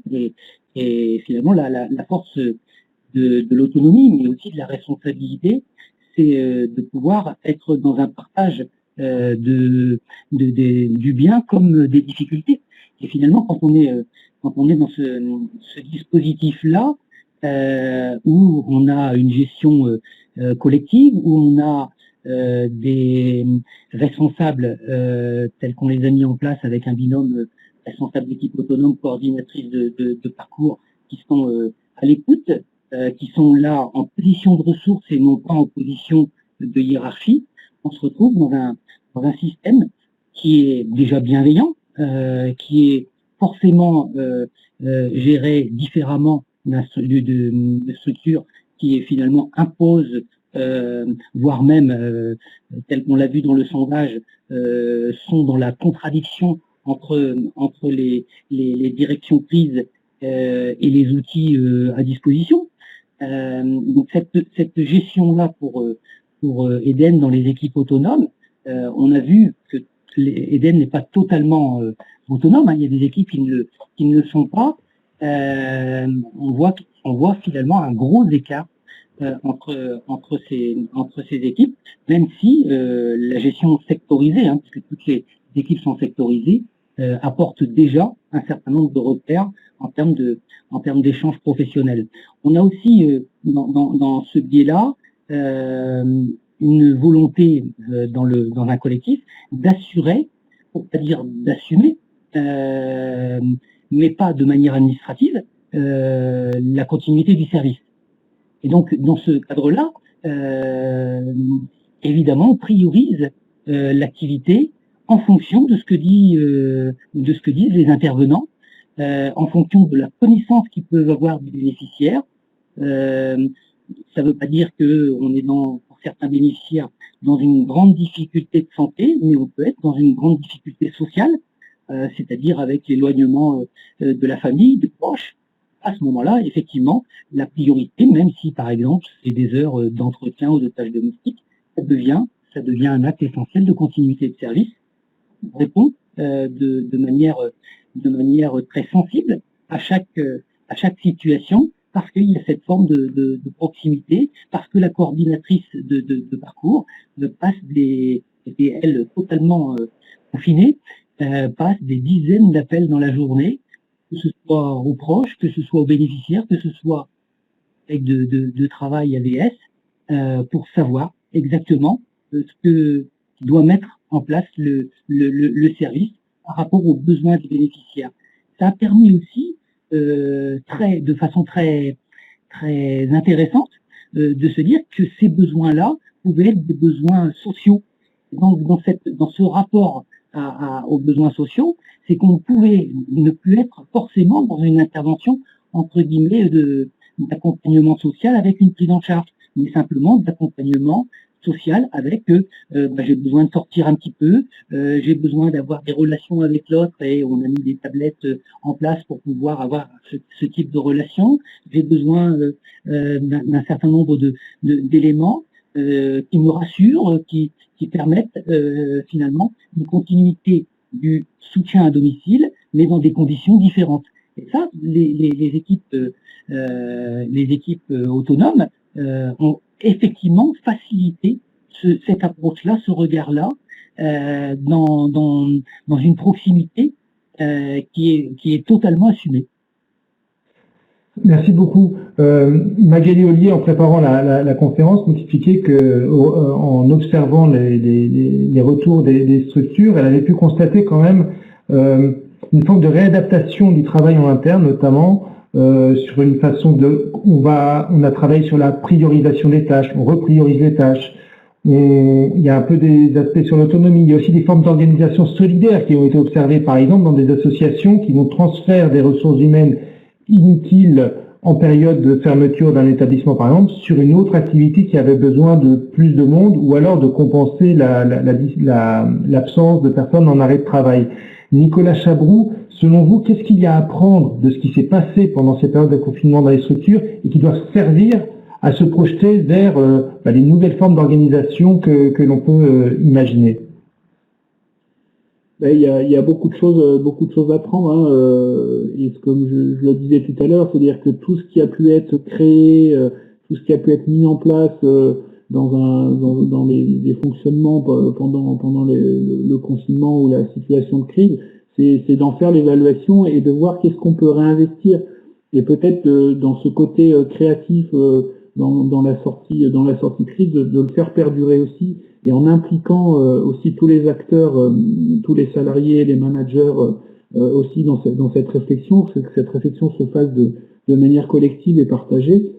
Et voilà, c'est-à-dire que développer l'autonomie des personnes, comme nous l'a témoigné Dominique, c'est très intéressant, mais elles doivent être aussi accompagnées et que les gens se sentent aussi investis à recréer, à refonder une organisation de travail et tout ça. Et pour ce faire, voilà, on en parlera tout à l'heure, c'est de vraiment prendre le temps aussi d'un retour d'expérience, c'est-à-dire de prendre de la hauteur sur ce qu'on a vécu, sur ce qu'on faisait avant, sur ce qu'on a vécu pendant, et qu'est-ce qu'on garde, qu'est-ce qu'on réajuste, sur quoi on réinvestit éventuellement pour recréer aussi des organisations de travail. Et c'est vrai que cette crise a été exceptionnelle et pas facile à vivre, voilà, mais d'en voir aussi d'un regard plutôt optimiste, c'est qu'est-ce qu'on peut ressortir aussi de cette crise, qu'est-ce qu'on peut réinventer par rapport à ce qu'on a vécu dans une situation exceptionnelle. Et si le baromètre sur certains indicateurs, comme nous l'expliquait Julie, est assez bas et peut être interrogatif, soyons créatifs, soyons inventifs, travaillons ensemble pour voir comment on va organiser notre travail à l'avenir. Ça peut permettre aussi aux personnes de se sentir réimpliquées dans leur mission, dans leurs tâches, et peut-être de retrouver une qualité de vie au travail en étant aussi acteur de son travail. Mais tout ça doit être aussi accompagné par les managers, c'est-à-dire qu'ils aient aussi conscience de ça, parce que comme je disais tout à l'heure aussi, il y a des gens qui sont angoissés, qui appréhendent beaucoup de choses, et la dimension relationnelle est aussi en prendre en compte pour sécuriser aussi les personnes, pour qu'elles puissent totalement s'investir dans une réorganisation. Si les appréhensions, les angoisses sont trop fortes, les gens vont être perdus, ils vont être perturbés et donc ils vont pas pouvoir être force de proposition aussi dans l'organisation de travail. Donc la première chose, c'est de vraiment sécuriser. Et une fois qu'on est en sécurité, de donner pleinement son potentiel, ses potentialités, et de le faire de manière collective et partagée. Ça permet aussi de co-responsabiliser les personnes et voilà, comme on disait aussi dans le SS, on travaille aussi avec du sens, et de redonner aussi du sens à son travail et à ses missions, c'est très important. Je retiens la dimension du collectif qui ça peut aussi inciter à réintroduire du collectif dans les organisations de travail. Tout à fait. Et même si, alors c'est un peu le paradoxe, on a été en situation de travail en distanciel pour beaucoup, et même s'il y a une continuité de service en présentiel, mais c'est comment aussi perdurer du collectif dans des modalités un peu différentes de travail, de communication à distance, voilà. Donc voilà, moi je prends ça aussi comme quelque chose de moteur. C'est qu'est-ce qu'on peut, à partir de tout ce qu'on a vécu, en faire une plus-value aussi pour la suite de notre travail, et pour que chacun puisse se sentir à l'aise et être acteur. Voilà. Le collectif, c'est l'addition des individualités, et le collectif est une identité aussi en elle-même. Donc c'est comment aussi on refait équipe, en prenant en compte, comme je disais aussi tout à l'heure, des gens qui ont été un peu éloignés du travail pendant ce temps pour différentes raisons. Donc de ne pas louper aussi ce côté de refaire cohésion d'équipe, de peut-être retravailler sur la confiance que je peux avoir vis-à-vis de mes collègues, vis-à-vis de mon travail, vis-à-vis de mon manager, et comment en tant que manager aussi je recrée une dynamique de confiance de travail. Mais si on travaille sur du projet, si on travaille sur une projection de réorganisation, voilà, les gens petit à petit vont trouver leur place et peut-être aussi être force de proposition dans une dimension collective. Il y a un mot qui pouvait paraître un peu tarte à la crème, mais qui a été vécu pendant ce confinement, c'est cette notion d'agilité dans l'organisation. Être capable de revoir sa fiche de poste, être capable de faire du travail qui est censé être en présentiel, par exemple au contact d'enfants en difficulté scolaire, je pense aux centres sociaux, et qui vont être capables de mettre en place des dispositifs à distance pour continuer ce travail-là. Là aussi, est-ce que finalement, il n'y a pas nécessité de continuer à être agile tel qu'on a pu l'être en situation de crise et de prolonger en fait cet exercice-là par après? Bien sûr, parce que le confinement, la crise nous a imposé de fait d'autres fonctionnements dont on n'a pas eu le choix. Voilà. Donc il a fallu être réactif et créatif. Soyons dans la même dimension en accompagnement de sortie de crise. C'est-à-dire que là, on est sur une première étape de déconfinement. Et le déconfinement ne veut pas dire spécialement la sortie de crise, hein, c'est quelque chose qui va perdurer dans le temps. Et soyons aussi réactifs et créatifs aussi à la sortie, en n'ayant pas peur peut-être de travailler autrement, de faire les choses autrement, de communiquer autrement. Et voilà, si on se pose des questions collectivement sur le retour d'expérience et envisager l'avenir et la construction de l'avenir ensemble, ça va être aussi un côté sécurisant et rassurant pour les personnes. Mais je dis bien aussi en étant vigilant aussi de l'implication émotionnelle, éventuellement aussi des signes post-traumatiques de ce qu'ont vécu les personnes. Il ne faut pas aller non plus plus vite, trop vite, pour des gens qui auraient des difficultés aussi à suivre parce que trop d'angoisse et tout ça. Mais quand on se projette, le mot projeter, hein, si on regarde vers l'avenir, ça a un côté aussi stimulant et valorisant aussi pour les personnes qui travaillent. Donc cette agilité, comme vous l'avez dit Philippe, c'est quelque chose qui pour moi, doit perdurer aussi dans la construction de l'avenir. Jules Gaillot, je vous passe la parole une dernière fois pour exposer justement ce que le baromètre nous raconte sur cette appréhension du changement dans les organisations, puisque la question a été posée. Alors encore une fois, c'était avant tout ce qui s'est passé maintenant, et ce sera intéressant de voir ce que cela donne.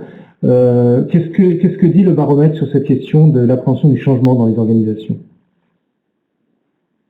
Oui, alors il faudrait afficher le PowerPoint.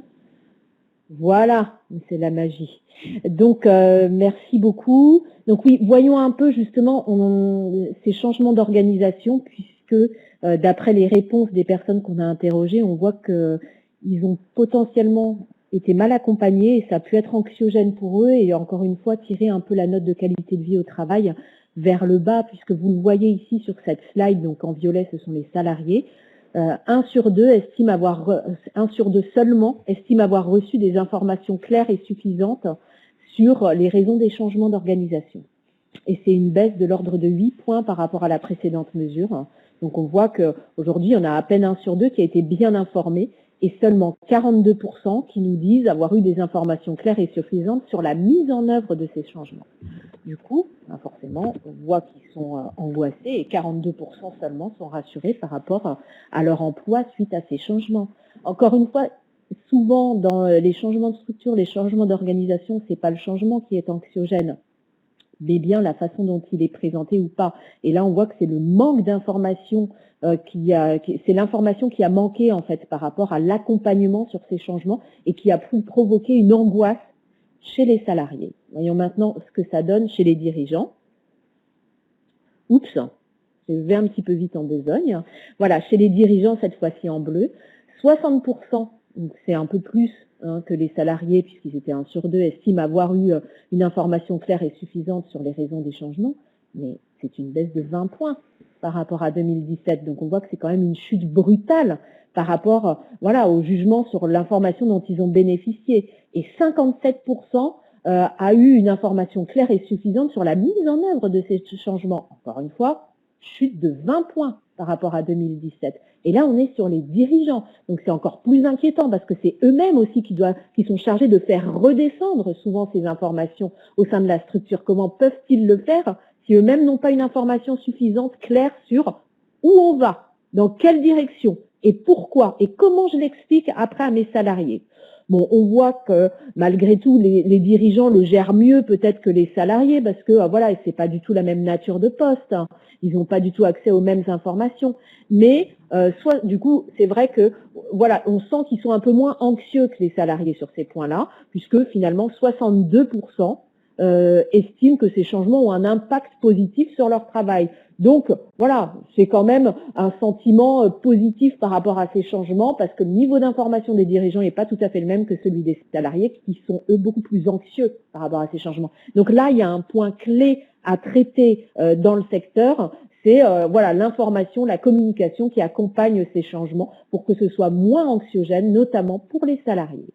Et j'en aurais terminé par rapport voilà, au vécu par rapport à ces changements, à cette note de QVT et pourquoi en fait la note de QVT n'est pas plus élevée alors qu'on a un super sentiment d'utilité, alors qu'on a une bonne ambiance, alors qu'on a un bon soutien managérial, alors que voilà, on bénéficie d'un bon cadre de travail et qu'on est satisfait de son travail. Ben, pourquoi la note de QVT elle n'est pas si terrible que ça finalement? Ben, parce que on n'a pas d'infos sur le changement, parce qu'on a une charge de travail qui est très élevée, parce qu'il y a une hyperconnexion chez les dirigeants et aussi parce qu'il y a une peur d'être agressé en fait par les usagers ou une peur d'être maltraitant. Et voilà, tout ça explique que finalement la note de QVT se dégrade.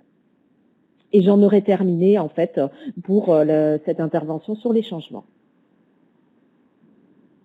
Merci. Merci à vous. Comment réagir à ces aspects-là? Quels sont finalement, Nicolas Chabroux, je m'oriente encore vers vous, Magali Ollier ayant malheureusement pas pu être là jusqu'au bout, quels sont les principaux leviers pour travailler sur l'organisation des temps à venir qui est, on le répète, on est en phase de déconfinement, la crise n'est pas terminée et on ne va pas revenir à la situation antérieure. Il s'agit bien de toute façon de progresser et d'aller vers un avenir, même s'il peut être relativement incertain. Oui, alors, par rapport à votre question, je ferai le lien aussi avec ce qu'a dit Julie sur les changements. Hein. Le confinement, la crise a amené un changement, voilà, de fait, dans nos organisations. Le déconfinement, la sortie de crise, c'est un changement aussi. Donc aussi pour sécuriser les personnes par rapport à ça, c'est comme vous le disiez Julie, c'est avoir le sens. C'est voilà, le sens on l'a, c'est-à-dire qu'on n'a pas le choix, on est dans un processus de réorganisation et tout ça. Donc en étant aussi honnête, et ça la situation l'est de fait, c'est-à-dire qu'on ne peut pas savoir aujourd'hui quand on aura le sentiment d'être sorti de la crise. C'est-à-dire que le déconfinement est une étape. Voilà, il va se passer, ça va être un processus voilà, assez long, mais qu'est-ce qui nous fait dire qu'on va être sorti de la crise? Alors il y a des gens qui peuvent dire c'est quand on aura trouvé un vaccin, c'est quand tout le monde sera équipé, c'est quand tout le monde sera testé, ça. On n'en sait rien, c'est-à-dire que voilà, là on rentre dans un processus un peu inconnu en termes de fin du processus, donc il faut aussi dans cette période de déconfinement être aussi rassurant, et ça peut être aussi le rôle des dirigeants dans les structures, sur le process, c'est-à-dire sur les étapes qu'on va mettre en œuvre, que je peux impulser en donnant le sens en tant que manager, qui peut être sécurisant aussi pour mes équipes, et de savoir, comme je disais tout à l'heure, comment chacun va être impliqué aussi dans le travail de réorganisation, et d'avancer par étapes. Et en étant aussi honnête avec les gens, c'est qu'il va falloir se réajuster, c'est-à-dire qu'on a des décisions, on a eu la décision du déconfinement, voilà, c'est une étape. Après, on a un point là début juin sur d'autres perspectives. Et voilà, les choses vont avancer comme ça petit à petit. Et donc, en même temps, d'avoir un process et une organisation qui soit claire pour chacun et chacune, à la fois pour les dirigeants et les salariés, de se dire qu'il va falloir qu'on réajuste aussi au fur et à mesure de notre activité. Et voilà, que ça soit dans des structures qui ont été en continuité de service ou des structures qui ont été en arrêt, qui reprennent leur activité petit à petit. Donc voilà, faisons les choses par étapes et essayons, dans la mesure du possible, si on n'a pas d'injonction particulière, de prendre le temps. La temporalité est aussi importante. C'est-à-dire qu'il ne faut pas se précipiter et de se dire aussi, comme vous disiez Philippe, le levier, c'est aussi de se dire qu'est-ce qui est utile qu'on puisse garder par rapport à ce qu'on a fait avant, qu'est-ce qui est utile de créer, qu'est-ce qui est inutile de ne pas garder, et d'avoir cette notion toujours de réajustement. Merci. Est-ce que Magali Ollier nous entend? Oui, je vous entends. Ce serait bien de t'entendre sur un peu en propos de conclusion sur justement qu'est-ce qu'on peut retenir de cette phase-là et qui doit servir fondamentalement à se projeter dans le temps d'après. Je voudrais rejoindre les propos de Nicolas Chabroux parce que effectivement cette crise elle a obligé les professionnels de l'ESS à re-questionner leurs pratiques. Moi je m'appuie sur un exemple, si je peux, d'une enseignante spécialisée qui intervient dans une structure médico-sociale et qui m'expliquait qu'elle s'était retrouvée avec des gamins au téléphone, sans support de l'écrit, sans stylo, sans papier, sans livre, sans outils classiques, on va dire, et qui se disait mais qu'est-ce que je peux faire pour maintenir la relation pédagogique dans cette nouvelle situation? Comment je fais avec rien? Je trouvais que c'était intéressant, là, comment je fais avec rien? Parce qu'évidemment, par téléphone, on peut pas voir le regard du gamin, on peut pas voir ce qu'il écrit, etc.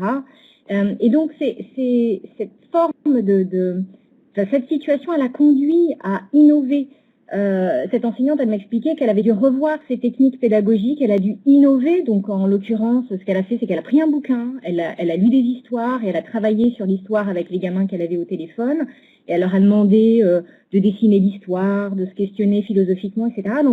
Donc elle a vraiment retravaillé ses pratiques professionnelles et je trouvais que c'était intéressant de s'appuyer sur ce type d'exemple très concret de comment les professionnels s'en sont sortis dans cette situation-là et que ça pourrait être un levier justement du management pour que ces transformations réalisées un peu au forceps pendant cette période soient finalement une ressource.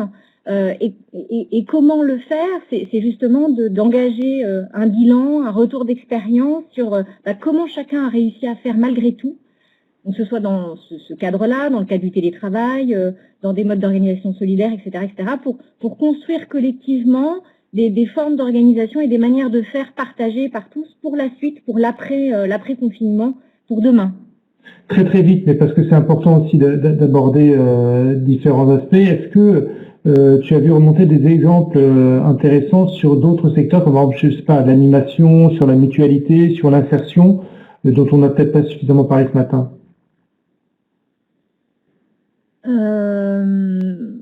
Tu l'as un petit peu évoqué rapidement.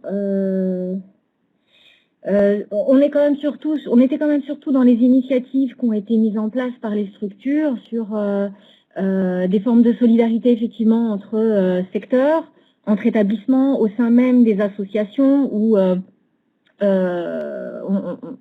s'est prêté d'une certaine manière sur le volontariat des salariés, bien sûr, les ressources, avec l'introduction d'une forme de polyvalence, voire de polycompétence, puisque parfois on a sollicité des animateurs du secteur d'animation pour intervenir dans les MEX, ou des ergothérapeutes qui sont venus faire des soins dans d'autres structures. Voilà, donc il y avait effectivement beaucoup ce type de réorganisation et de forme de solidarité entre associations et de manière sectorielle et voire territoriale. Voilà un peu ce qui me revient et qu'on n'a pas trop évoqué. Voilà. D'accord. Très bien. Merci beaucoup. On est un petit peu pris de toute façon par le temps et on aurait pu encore développer beaucoup plus. Merci aux quatre intervenants de s'être prêtés au jeu de cette webconférence assez singulière. Je vous propose maintenant d'écouter tout de même, parce que là aussi c'est important de placer l'économie sociale et solidaire dans ce qu'elle est et dans la promesse qu'elle porte dans cette société qui doit se construire et se réinventer, d'écouter donc Jérôme Sadier, président de ESS France, qui souhaitait, que l'on a invité à intervenir et qui souhaitait effectivement intervenir ce matin. Je vous propose d'écouter cette intervention et on se retrouve juste après pour la conclusion de cette webconférence.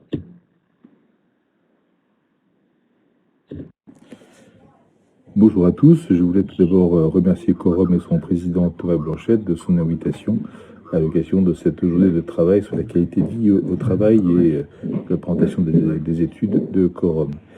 Je suis, vous le savez peut-être, convaincu que l'ESS peut et doit incarner l'économie de demain. La crise systémique que nous subissons, je crois, la rend possible, puisqu'il nous faut réinventer nos modes de production, de distribution et de consommation, ainsi que les conditions de travail qui vont avec. Mais rien n'est automatique, car le monde d'après ne se fera pas tout seul. Il va falloir être acteur de ce changement de modèle. L'ESS peut y contribuer, à condition d'avoir d'abord une vraie vision du monde, qui ne soit pas limitée à ses activités, mais également une certaine conception de la société, à condition également de mobiliser l'ensemble de nos forces. C'est une mobilisation même assez inédite, puisqu'il s'agit de faire des alliances qui vont au-delà de ce que nous savons faire aujourd'hui. Et puis troisièmement, d'avoir des projets qui consistent à nous amener à faire des choses plus grandes que ce que nous faisons et que ce que nous sommes aujourd'hui.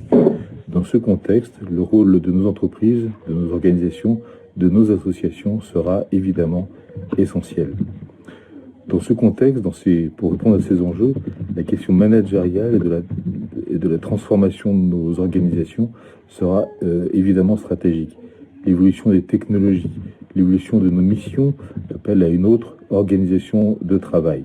Évidemment, dans le contexte que nous venons de connaître, la question du télétravail est devenue également centrale. Elle prend une place qu'elle n'avait jamais eue jusqu'ici et ça va évidemment bouleverser nos façons de travailler ensemble dans nos organisations. Évidemment, il faudra accompagner aussi les mutations de l'encadrement nécessaire parce que le travail des managers ne sera plus tout à fait le même que précédemment. Et puis, il faudra toujours continuer de donner du sens au travail, y compris d'ailleurs dans cette situation de renforcement du télétravail. Nous n'y arriverons pas sans un dialogue social de qualité, un dialogue social renforcé autour de nouveaux enjeux et avec peut-être des pratiques un peu différentes. Je crois donc que dans ce contexte qui consiste à mettre l'ESS au cœur d'un changement de modèle, la responsabilité des employeurs de l'ESS sera immense. Pour qu'ils soient à la hauteur des enjeux, il va falloir qu'ils traitent les aspects que je viens d'évoquer, mais aussi bien d'autres. Notamment, je pense être au niveau des enjeux de l'employabilité, parce que nous savons bien que nos concitoyens vont souffrir de la crise. Il va y avoir beaucoup plus de chômeurs et la question de savoir comment nous pouvons employer les personnes autour de quel type de mission va devenir essentielle. Je renvoie notamment aux travaux qu'a lancé le pacte civique et les organisations qui s'y rattachent autour de ce sujet. Les pratiques managériales, y compris dans l'ESS, vous le savez, font l'objet de critiques récurrentes en termes d'incohérence entre les discours et la réalité. Ce n'est évidemment pas une généralité, mais à chaque fois, elles nous font un peu plus mal pour promouvoir le modèle qui est le nôtre. Il faut donc incarner non seulement une autre vision de l'économie, du développement social, de l'entreprise, du rapport au travail, mais aussi il va nous falloir de la cohérence et de l'exemplarité dans la façon de diriger, de gouverner, de faire fonctionner nos entreprises. Je suis donc tout à fait disposé, volontaire, Thomas Blanchette le sait, à partager nos réflexions, les pratiques au sein de SS France, parce que nous avons engagé un chantier là-dessus et Corom en est évidemment un partenaire naturel. Je souhaite que les travaux qui ont été les vôtres aujourd'hui soient évidemment poursuivis derrière. J'y prendrai ma part si vous le souhaitez.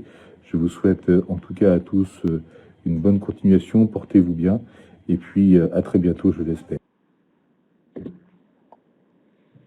Voilà pour l'intervention de Jérôme Salier.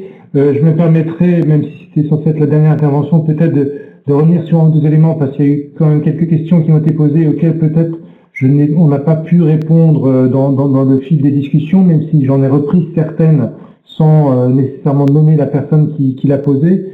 Il y a une question, tout simplement pour être très concret, sur une question à Nicolas Chabrou, mais peut-être que Dominique Villa pourra nous donner des pistes. Est-ce que vous pourriez aborder des exemples concrets d'actions managériales pour être vigilant sur le relationnel? C'est une question d'Émilie Guyot-Sionnet. Ça peut être un contact régulier avec les personnes, hein, si les personnes sont en distanciel, c'est-à-dire de se donner des rendez-vous réguliers pour prendre la température, comment ça va, comment la personne arrive à travailler si elle est en activité en distanciel. Si la personne est arrêtée, aussi d'avoir un contact régulier. Et à la reprise d'activité, ça peut être par le biais d'entretiens plus individuels aussi pour prendre la température et d'être vigilant. Alors je ne vais pas rentrer dans les détails malheureusement parce que le temps nous est compté, mais aux signaux faibles, aussi des personnes qui peuvent être affectées de manière émotionnelle en termes de ressenti par rapport à la situation. Et surtout ne pas oublier que si on sent dans nos équipes des personnes qui sont en difficulté psychologique ou de ressenti, de les accompagner, de les aiguiller vers des structures qui peuvent éventuellement mettre en place des groupes de parole où les gens puissent s'exprimer et tout ça, donc ou mettre en place si c'est plutôt de manière collective au sein d'une association, d'une entreprise, de mettre en place des groupes de parole avec l'intervention d'un tiers. Mais voilà, donc pour maintenir le côté relationnel, c'est aussi prendre le temps de manière régulière avec chacun et chacune. Alors ça peut être un peu chronophage, mais ça peut permettre d'avoir une notion de température et que les personnes se sentent aussi concernées et considérées.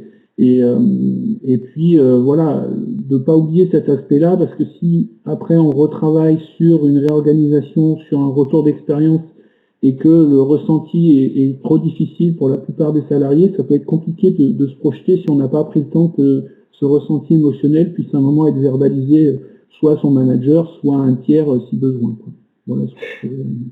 Autre question d'actualité, et peut-être que Dominique Villa pourra nous dire ce qu'il en pense. Christelle Doll nous explique que la gestion du personnel suite à l'annonce du gouvernement sur la prime Covid pour les personnels des établissements médico-sociaux financés par l'assurance maladie va entraîner un sentiment d'injustice avec les autres personnels d'une même association ayant d'autres financeurs.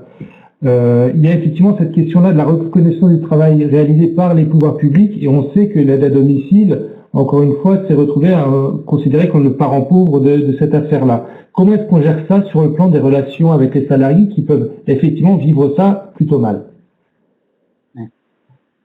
Bon, comment on fait? Alors, on est en plein dedans, hein, donc je ne vais pas donner toutes les réponses de tout ça, mais c'est déjà de beaucoup communiquer, c'est d'avoir une proximité entre de transparence de l'information et surtout de la vision de la transformation et de révolution qui est le sujet de notre transformation.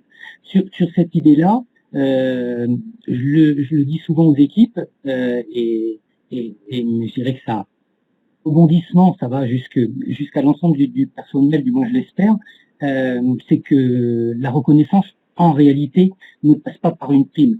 Le souci qu'on a actuellement avec cette prime, c'est effectivement une forme d'iniquité avec d'autres secteurs, les EHPAD en particulier, hein, qui utilisent, du moins, qui ont à peu près les mêmes ressources humaines que l'aide à domicile. Et c'est vrai que ça, c'est à gérer après socialement dans la structure. Mais par contre, il faut garder le cap de la reconnaissance professionnelle. Ça se base bien sûr sur des négociations nationales, mais ça se base aussi sur des négociations locales et dans la structure. Et moi, j'ai pris des décisions, par exemple, depuis le début de l'année, d'augmenter la valeur du point sans même qu'il y ait eu une négociation collective au niveau national.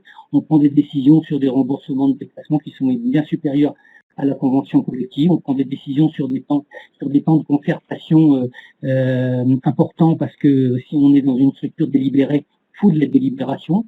C'est d'aller plus loin que ça, de prendre quelques risques, de jouer la transgression permanente, et puis de considérer qu'on y va tous ensemble. Et moi, j'ai plutôt l'impression que à Eden, ça fonctionne, et que cette prise de risque-là, elle paiera dans le temps en termes de fidélisation, d'attractivité des collaborateurs dans la structure. Très bien, merci beaucoup. On va terminer ici le moment débat. Je vous remercie tous les quatre, Magali Ollier, Julie Gaillot, Nicolas Chabroux et Dominique Villa.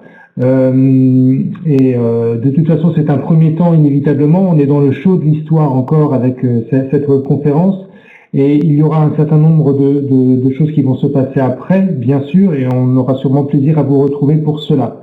Merci à vous. Pour conclure cette webconférence, je vous propose tout simplement de voir ce qu'il est possible de faire déjà tout de suite après ce webinaire. Il sera bien sûr possible de revoir ce webinaire en replay sur le site corom.fr. Il sera accessible à tous. Vous pourrez aussi y consulter les résultats du baromètre de la qualité de vie dans l'ESS dans son intégralité. Vous pourrez en télécharger la synthèse et aussi télécharger la présentation PowerPoint que vous avez vue ce matin durant nos discussions. Pardon, je vais passer au slide suivant, mais peut-être que je suis allé trop vite, non? C'est bien la dernière. Il est aussi possible, tout simplement, là je fais moi ma petite auto-promo, mais pour rester au courant, tout simplement vous abonner au fil Fides, à cette newsletter. Ah bah voilà le dernier qui arrive. Au fil, oui pardon. On reprend les choses en ordre avec ce qui est prévu de la part de Quorum et de ses équipes. On a 2 webinaires qui sont déjà programmés pour accompagner la poursuite de la reprise du travail. Un premier qui se déroulera le 11 juin à 11 h sur les clés pour renforcer l'engagement et la motivation, et un second qui se déroulera le 10 juillet sur l'organisation du travail et le management. Ça, c'est pour ce qui est prévu dans la continuité de cette webconférence. Et enfin, bien sûr, si vous le souhaitez, restez informé sur les activités de l'ESF et de la qualité de vie au travail dans l'économie sociale et solidaire. Je vous inviterai bien sûr à vous abonner au fil Fides. C'est très simple, il suffit d'aller sur le site quorum-fides.fr pour être tenu informé régulièrement. En gros, il y a une newsletter par mois et des articles en continu sur le site qui sont mis à jour, tels que ceux que nous avons mis durant toute la période de confinement, qui ont pris la forme d'une chronique cette fois-ci, une chronique qui s'appelle Derrière les masques, l'ESS en action, et qui raconte l'histoire de salariés, de bénévoles de l'économie sociale et solidaire, de tout secteur, et qui ont continué à travailler, à assurer leur mission d'utilité sociale durant toute cette période, et le continueront encore après, bien sûr, tout comme ils le faisaient avant. Merci beaucoup à vous tous d'avoir suivi ce